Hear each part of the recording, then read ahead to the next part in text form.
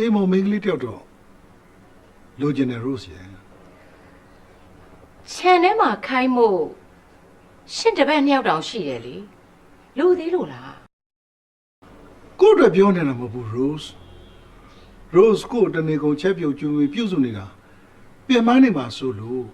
Rose အတွက်ကိုကပြောနေတာ Rose ရဲ့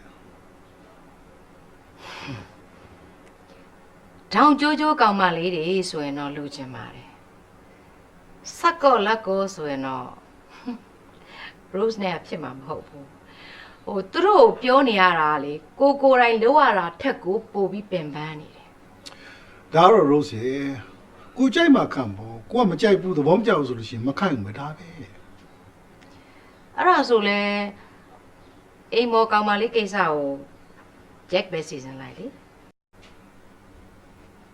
Okay ဒါဆိုလို့ရှိရင်သတင်းစာနဲ့နေပြီးတော့အေးမောင်မင်းကလေးတယောက်အလိုရှိသည်ဆိုပြီးတော့ Jack ကျင်ညာလိုက်မယ်လေနော်